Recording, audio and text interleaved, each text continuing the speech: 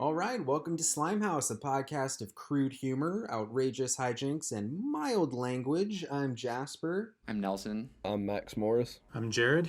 And I am Sam. So for the first film we're looking at on the show, we're jumping into a true slime classic. It's Flubber! All right, so yeah, Flubber, I think, is one of the hallmark movies of the genre. Came out in November 1997, which was kind of the thick of what I like to call the primetime slime era, the mid-90s to the mid-thousands. It was a remake of The Absent-Minded Professor, which came out in 1961, which was actually Disney's second live-action comedy movie they ever made, and it was a huge success. They actually made the first Disney sequel ever after it, which is called Son of Flubber. But the remake that we all know and love starred Robin Williams as the lead, Professor Brainerd, directed by Les Mayfield, who did some other slimy movies, Encino Man, namely. But it was also written by one John Hughes, who is actually a big cog in the slime wheel machine, and we'll get into that as well. Flubber was also a massive success at the box office, but it was also a very big budget film. The budget was, I think, around $150 million if you adjust to today's dollars. And it made, I think, $200 million if you adjust to today's dollars. So this was one we all saw growing up. When did you first see this, and what do you remember from your first childhood viewing? Kind of when it came out, it felt like such a big movie. I was in kindergarten at the time, but everyone referenced this movie. Everyone talked about it. The trailers were everywhere on the Disney Channel. And I remember just seeing that green goo dance around was like mind-boggling at the time.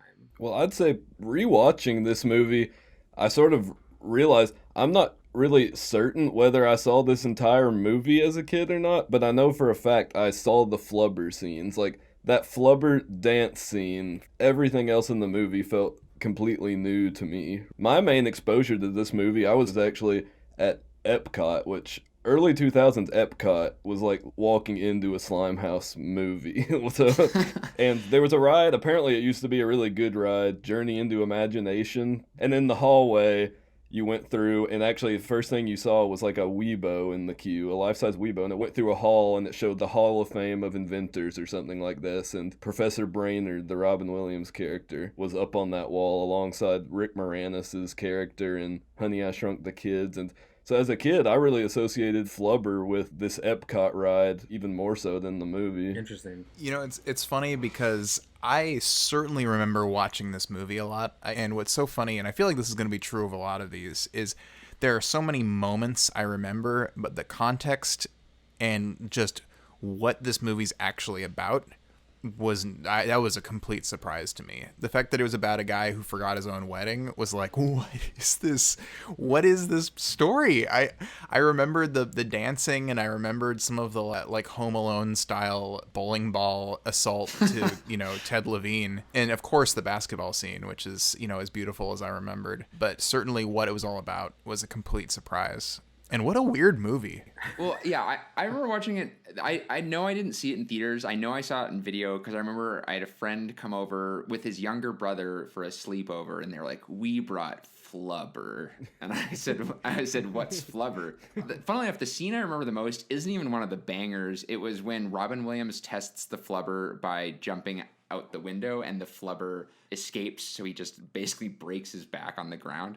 And I remember we thought that was so funny, we had to rewind it and watch it again. I would say that's one of the banger scenes, Nelson, because that was one of the scenes that I also remembered very, very much as a kid. I mean, you wouldn't call that a fart scene, but anytime where the Flubber bursting a hole through somebody's clothes, mostly in the buttocks region, which happens, I think, 2 or 3 times, were so funny to me and my sister growing up. The scenes that like cracked me up when I watched this, like the kid who's trying to sleep at night, and he has like a window open, and all the crazy stuff that happens in this movie, they all crash in the tree in his room. The film even ends with that kid on an airplane, and then the newlywed Robin Williams driving the flying car, and the kid sees them in the airplane. So I think that running gag is just fantastic. Well, it's so funny you say that that's a Slimehouse gag, because my immediate thought was that device of having like the random bystander who you keep going back to, who's sort of like impartial, is like actually a Pixar thing. Like Pixar does that a lot, where there will be some random, like the little girl on the tricycle in The Incredibles, and it's like, it's very funny, and they do it all the time. But this was like such an over the top version of it, where you just keep having this kid like losing his mind over like really horrifying stuff where like it's not used judiciously, it's like used so aggressively, and it's very funny. I mean, it ties back to what we said about Slimehouse earlier, that it's targeting, it's for the kids. It's not by the kids, but it's for the kids. They're targeting this audience and like exploiting the nightmares they have as kids. Kind of jumping in on that a little bit, I think one aspect that kind of brings this back a little bit in the Slimehouse universe is that this is a movie that's primarily a cast of adults. There's not necessarily many young characters in this movie, except for, the recurring kid in the bedroom that we just talked about, and arguably Will Wheaton's character, the student who Professor Brainerd, Robin Williams, has flunked out of his class and his rich dad trying to get revenge. Does he? How do they even? I'm sorry, I'm going to interrupt you because that's such a weird villain. What a weird, like, convoluted villain plot in this movie. I'm flunking this kid out of my class, so his rich dad is trying to like steal my inventions. The thing that makes Flubber useful is that for some reason he powers a flying car. Like that's like the crazy thing that feels like you could actually use Flubber for. I don't know what this invention they're stealing actually does, like other than just create chaos, and it's sentient. Yeah, because he had like a Flubber spray he was spraying on stuff and like a Flubber cream, but then Flubber was also like slime that like danced and stuff. It was very unclear what Flubber is, and it just can like do his skills as an inventor just didn't make it. Come to think of it, the fact that Flubber is sentient, it's not even that he created life, because Weibo is already sentient too. I'm extra confused the more I think about this. Well, there's a point to be made that this is often Weibo gets almost more screen time and is in a way a more impressive effect. The effects on Weibo haven't aged a day, and Weibo is a key character. Weibo has like dreams and aspirations, like change motivations. Yeah, and I mean Weibo like can feel love and feel emotions. Like there's very little Flubber in this film. Like the actual screen time of that green blob is very small compared to pretty much any other character. I think the reason was that you couldn't have someone fart Weibo out of their pants through their butthole. I think like the Flubber effect is just zanier, and like to the point that was mentioned about like how Flubber can be a cream or a spray, and then it's also this sentient animated goo thing. I took that as like it's like a brand. It's like how Tide, you can get that as a detergent or like a Tide Pod. I remember thinking this as a kid. How did he get from like the Flubber goo to the Flubber spray? But the fact that you bring it up as sentient is really interesting, because then all this other stuff is like this Flubber byproduct, like an animal byproduct. Yeah, right. Because the green Flubber, the character Flubber, that is, like you said, Jasper, a completely separate idea. The spray doesn't all of a sudden coagulate and become a Flubber. It just stays as a spray, like a Clorox. They cut the scene where he made the spray by dropping one of the living Flubbers into a blender, and you could just hear it. It seems mostly for bouncing, but it also can make something fly. Which, like, if something can fly, what's the need for bouncing? Like, it's flying rubber. It's Flubber! It might be worth saying that the plot is pretty much parallel to the original 1961 Absent-Minded Professor, which is interesting. The only difference really being that the Flubber is not sentient. It's just this rubber substance that he throws around, irons onto the basketball player's shoes as opposed to spraying it. Oh, so the basketball sequence is directly a remake? Yeah, pretty much the first like hour are pretty spot on scene to scene. I think seeing those exact very parallel plots to me honed in on that idea of how do we take this already zany black and white 60s family comedy and just make it so loud, so gross, so colorful. And I think that in that way, it's really one of the defining Slimehouse movies, in that it takes that thesis of upping the zany. One thing I think about as far as Flubber is that it really is like a collaboration of three people who I feel like are very integral to Slimehouse. One is Robin Williams, the lead. Two is the writer, as we mentioned, John Hughes, and he has a cameo during the basketball scene. Then the third one is Danny Elfman, who does the score for this movie, and it's pretty in line with the scores he's known for doing with Tim Burton, like Beetlejuice and Batman. Very brassy, does a lot of like sampling. I think the biggest piece from the Flubber Mambo.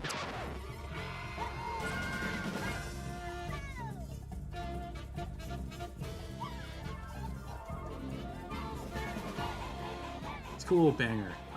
But yeah, I think those three contributors, they all kind of like capture pieces of Slimehouse, and like it all kind of coalesces and comes together. Yeah, and I feel like actually going from there, in my research, I found some other potential architects of the Slimehouse. The guy that shot this actually is Dean Cundey, whose name I actually recognized from, he shot a lot of the John Carpenter movies. He shot Halloween, he shot The Fog, he shot The Thing, which I think are some of the best looking movies there are. And then he shot Who Framed Roger Rabbit, and from that point on, his filmography is full of Slimehouse. He did Flintstones, Casper, Flubber, The Parent Trap, Looney Tunes Back in Action, Garfield, like Jack and Jill, The Spy Next Door. Oh, He's so much shit. Slimehouse. Yeah, and I think Roger Rabbit is sort of interesting to look at because that's such an early meld of like live action and animation. And to see that the same guy that shot that went on to do all this, I think is really interesting. Yeah, I think that that's a very, very good name to note, because I think a lot of what makes Slimehouse so distinct is its visuals. And a lot of that is, in the lighting and the coloring and things like that. So that all falls on, the DP's shoulders. Yeah, well, his first credit was the second unit director of photography on Beware the Blob in 1972. So maybe this guy, maybe he created Slimehouse. Maybe on the set of Beware the Blob like went inside of his ears and like kind of stuck in his body and then took over, a la Chris McDonald in Flubber. The only movie he's ever directed is Honey, We Shrunk Ourselves, like the straight to video. Yeah, I had that on video. Yeah, I've and seen that one. I never even had the sure. original. It's also worth noting he shot Jurassic Park. And Hook, it looks like too. So he's worked with Spielberg more than once. And Spielberg was considering directing Flubber, but he walked out for some reason. What could that reason have possibly been? And another one I actually thought of is, this was at the same time Michael Eisner was recently in charge of Disney. And I feel like the Michael Eisner era of Disney sort of helped define Slimehouse, because he really wanted to make it appeal more to older audiences. And I feel like his way of doing that was what we were sort of talking about, just putting like fart humor in movies, which I'm not an expert on like Disney CEO tenures, but Eisner would be an interesting figure to sort of look at as we trace the development of Slimehouse. Interesting. One thing that we were all kind of talking about too was how kind of slick this movie looks too, and how a lot of the effects haven't really aged. There's some like definite green screen moments, and the Flubber CGI is like pretty crude. It succeeds in being a long-lasting effect because the goo doesn't need to be super defined as an effect. CGI in its infancy, there's no shape to it. But I think also, being a Disney movie, being shot by Dean Cundey, being kind of ushered in by Spielberg, I think really gives it the huge sheen that a lot of Slimehouse movies have and a lot actually don't. We were talking about how some like seem kind of cheap looking and feel kind of bargain bin. I think that this is one of the ones that, you see on kind of the upper echelon. Yeah, I mean, like outside of like the dance scene, it's kind of a bland looking movie, but it's not at all a bad looking movie. It doesn't look cheap, and like all the effects look state of the art. And like, well, when it started, I remember thinking, wow, this feels like a budget picture, because there aren't that many locations, there aren't that many actors in it, really, and it feels like a budget movie. And I had recently seen another Slimehouse flick called Three Ninjas, which is definitely a budget movie, where it just all contained the climax in this movie and in Ninjas takes place in a house, basically. And so it felt like a budget movie to me.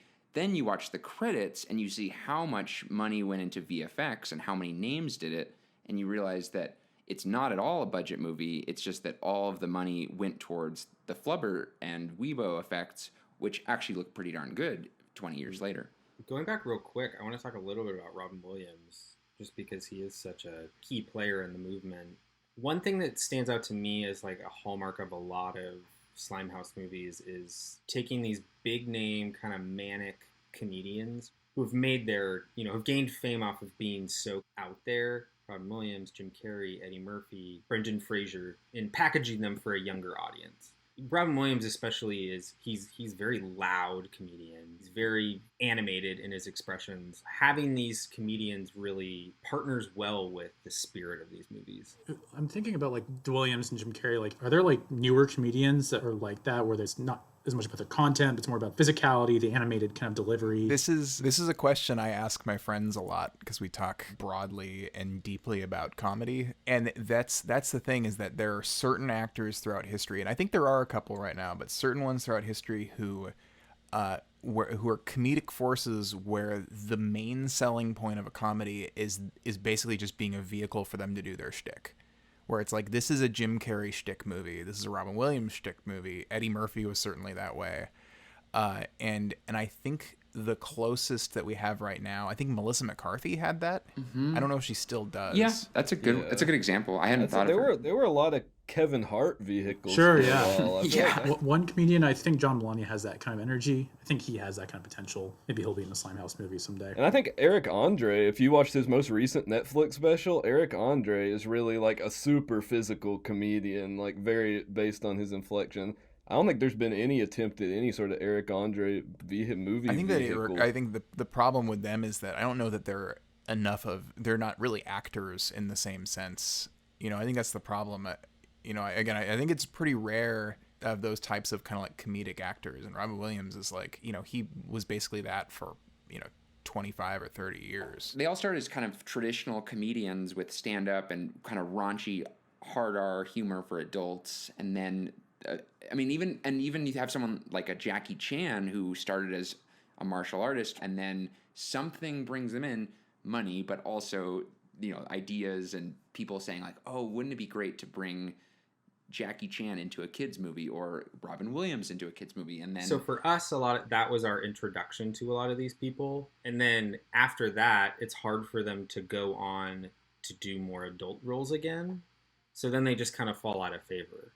And I feel like then they kind of get remembered for doing a lot of these kids kind of movies. But if you asked anyone in our generation, like, oh, favorite Robin Williams movie, somebody probably would say like Jumanji. But if you ask my parents, they'd say like Good Morning Vietnam, which was actually their first date movie. Wow. Eddie Murphy is a really good example of that. Is very definitely mostly remembered for his kid stuff by most people around our and he age. couldn't get out of it. It was like once he got in it, it was like the slime was so sticky that he couldn't step Toss out. him his Oscar. He got to do Dreamgirls. He's coming back. But Dolomite is my name, did well. Good movie. We'll see. It's Flubber! Being a basketball guy, a little kind of pop culture background is this is kind of the pinnacle of adults thinking kids thought basketball was really cool. Yes. And it's funny, it kind of bummed me out, Jasper, when you said that there was a basketball scene in the original, because I was going to say it seems so of its time to have a big basketball set piece in this, and a couple reasons being obviously Michael Jordan. This is kind of at the peak of Michael Jordan pop culture popularity, This a year after Space Jam, right? Exactly, and in Space Jam, but which is absolutely capitalizing on that as well. And then there's this weird thing. It's funny. I'm a big NBA fan, and there was this weird time in the late '90s where older white people got up in arms about hip hop culture and basketball culture kind of mingling.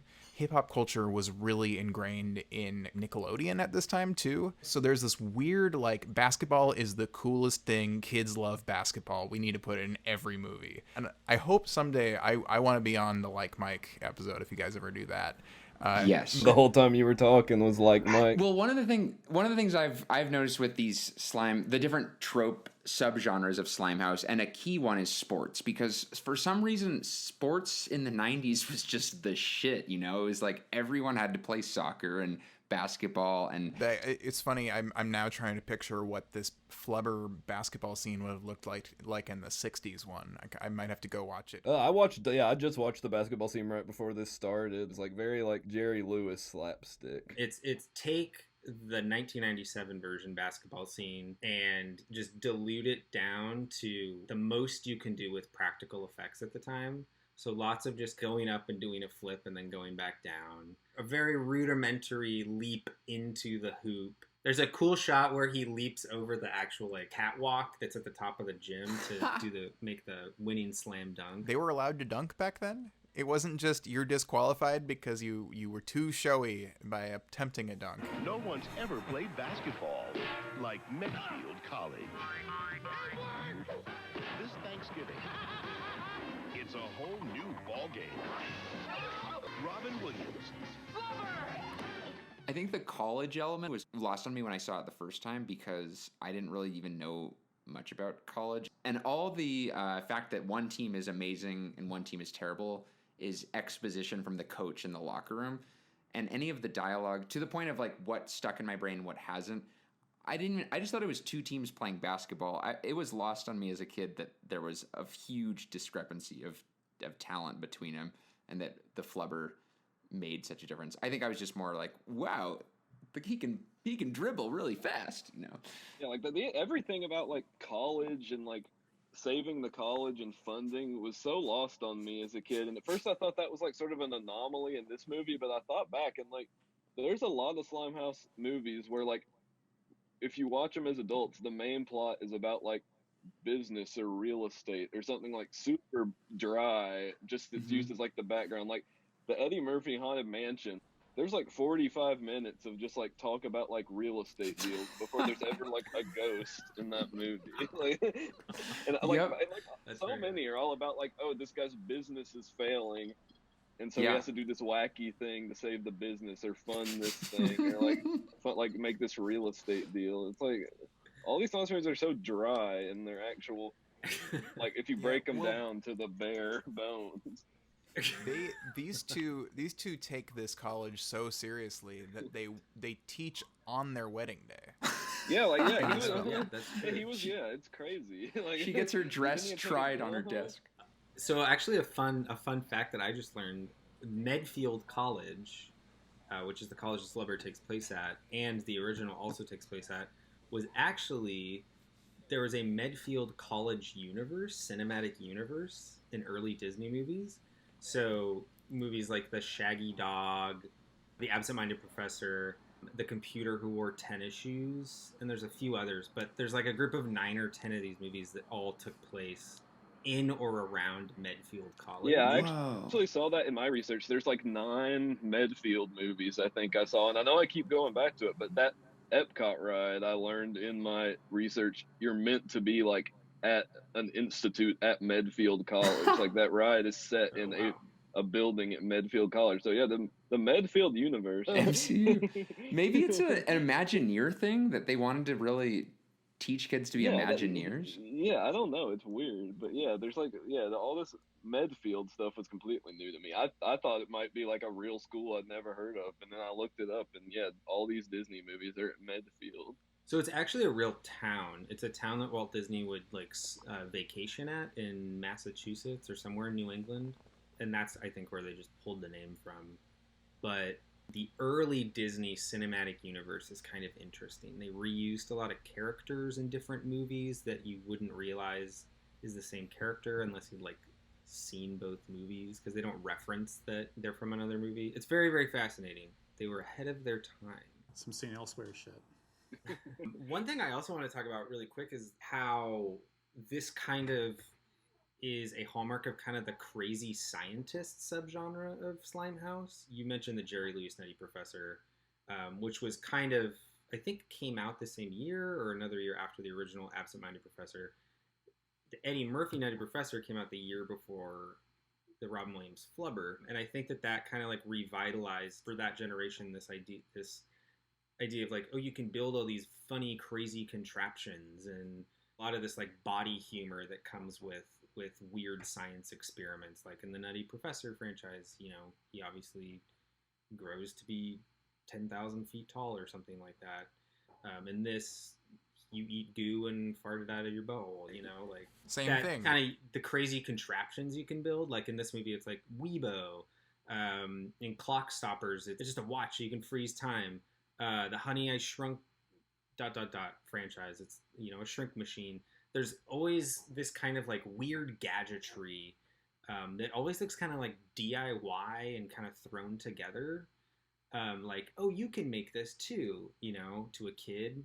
Yeah, because I mean, in this movie, like, a lot, yeah, like all the movies, it's usually like a guy doing science like in his basement or something. It's never like a guy Yes. at like an institute doing science. I mean, he works at a college in this movie, but like where you see him doing his work, it's like a crude like garage lab. Yeah, one of the main images I think of with Slimehouse and a lot of movies is just like a big table with a bunch of like test tubes and beakers with just like bright colored liquid. It's like unclear what anyone's doing with them, but just a lot of colorful liquid. What caused that? Like I mean, I can imagine that there's some like, hey, we're in a post Back to the Future world, this sells maybe, but like what exactly? Because there's so many. Because now I'm remembering. I mean, obviously Inspector Gadget is that. There's a lot of that in Agent Cody Banks. You know, obviously the ones we've mentioned. Jimmy Neutron. To me, I see it as kind of like going on that kind of remake bend. So in the 60s, like science was a huge craze. Like the post-war, how do we move America forward? Like science was like such a big thing then. And a lot of these movies, you know, take from that playbook a lot. In the 90s, I also feel like, and you guys can maybe if you had different experience, I feel like that same idea was very prevalent with Bill Nye, a lot of like nature shows like the Kratt Brothers. That idea of science and experimentation was really pushed a lot. Also is kind of like a metaphor for creativity for children. To me is kind of where I see that coming from.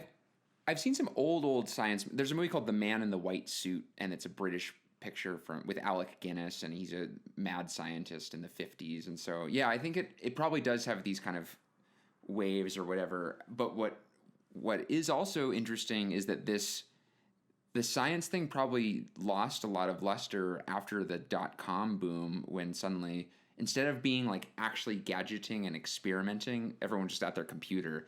You can see Weibo as like the little like window being like, this is what's coming next is AI, you know, but right now we're still in, you know, test tubes and beakers. I'm thinking about like in the 60s how like science was a big thing, like you said. I think the polio vaccine was like a big breakthrough at the time. In the 90s, I don't know if there's like an equivalency. Like there's like Dolly the sheep being cloned, but like I don't know if it had much of an impact. In that idea of like, oh, the future is just on the horizon, kind of what you're saying, Nelson, the .com Y2K, being on the precipice of like, we're on the precipice of greatness, the next discovery, the next millennium. And then obviously that didn't really happen the way we all thought it would, but kind of the same in the 80s. Electronics and computers were being revolutionized, you know, and we saw that a lot in like Real Genius and Weird Science, which we'll actually talk about next week. This idea that technology can be for anyone now. Like, it's not just people in laboratories. It's like a kid can use technology because it's more accessible. Yeah, and for sure. What you mentioned earlier about like Bill Nye and like the whole like PBS Kids kind of stuff from like that era, I feel like that was definitely went along with that. Let's make science fun. And with practical stuff in your house, that was a big deal too. That now I feel like it's kind of lost.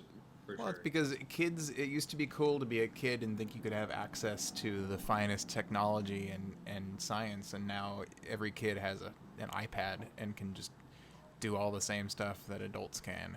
And how depressing is that? Mm-hmm. Speaking of cool gizmos, I think we should dive a little bit into Weibo. First of all, Nelson mentioned it, the puppetry and gadgetry involved with Weibo really has not aged. It looks really good still. She's a sentient robot with a very interesting, complicated personality too.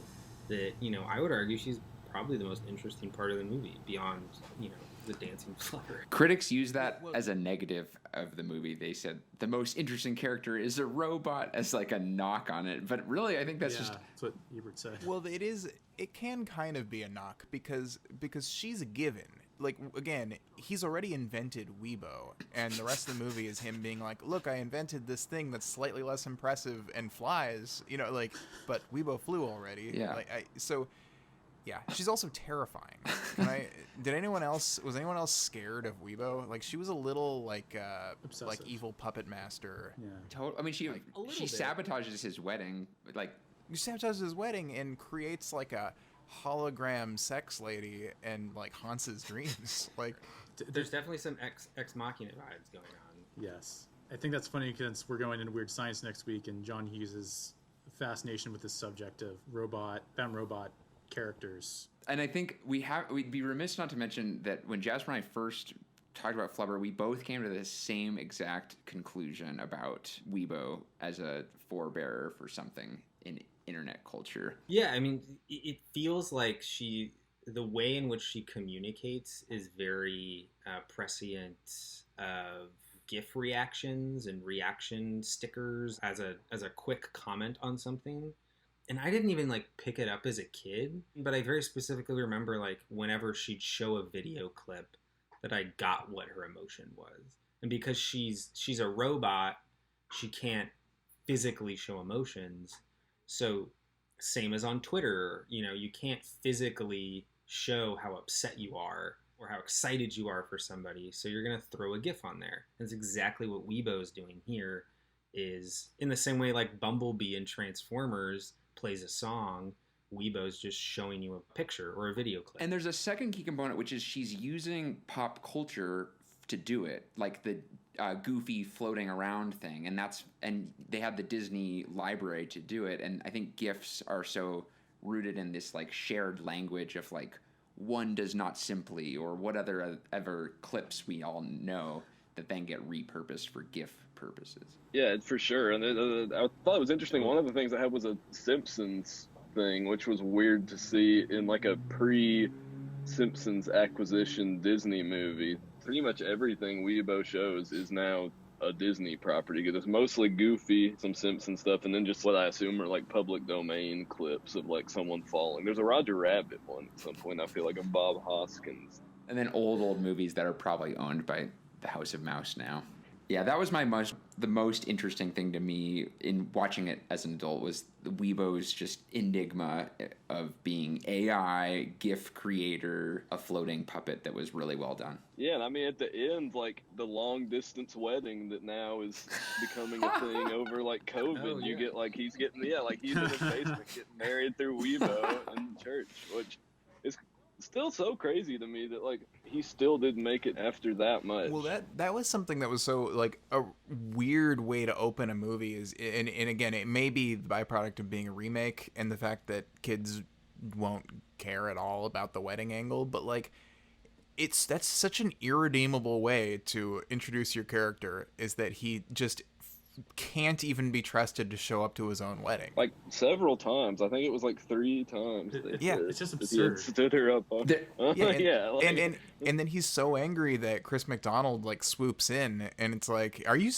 Chris McDonald? I mean, minus the whole being evil part at the end, like that was all fairly reasonable. Like for him to be like, no, you've like stood her up so many times. I mean, granted, he also gave like his mustache twirling speech about how like, yes, you invent all the things and I keep on stealing them, like, but yeah. So yeah, I guess they had to do extra legwork to make us not like him, because otherwise he's being perfectly reasonable. As far like Brainerd is like kind of an asshole throughout this whole film, as far as just like caring. And then like he has that whole monologue. He's like, I'm not absent-minded because like I'm selfish. I'm absent-minded because I love whatever her name was. And it's like, yeah, it makes no sense. yeah, that made no sense. It didn't No feel redemption. earned by any means. So I feel like that's kind of a Slimehouse, the asshole dad or husband that like learns to be better, but he doesn't really learn to be better of a husband by the end of this, which was a weird thing, I thought. Yeah, it's true. No, that's a trope that is going to come up for sure. The dad who doesn't show up to the baseball game, or the dad who misses that. And this one's weird because it's unusual to be a husband and wife, because again, as we talked about, there are no kids in this movie who have plot devices. But and it is, that is something that is just ripped straight from the original, that he forgets his wedding. The only real difference being that he doesn't have Weibo, he just has a really old lady who's his maid. But there's still the Christopher McDonald character, whose name is Shelby, I think, in the original, who's, trying to take his soon-to-be wife. There's, evil guy who somehow has a ton of money, I thought a lot of this stuff would have been updated a little bit more, but in the end, it's kind of just the same, just the technology is upped, which I think, to me, kind of going back, I think that's, for me, a big hallmark is just upping the technology, keeping the same plot. It's Flubber! Yeah, to close out, I think we've, given people kind of a good introduction to a lot of the tropes and aspects of a lot of these Slimehouse films. But I think it would be great if we just go specifically down the line of one or two tropes that just stand out to you for this movie being such a Slimehouse movie. For me, I think it's just the character of Flubber, just that bright green goo, literally being slime, literally being this dancing definition of what this genre is. Crude, bizarre, wacky humor, built for kids and designed for kids and morphed into whatever it needs to be to sell tickets to kids.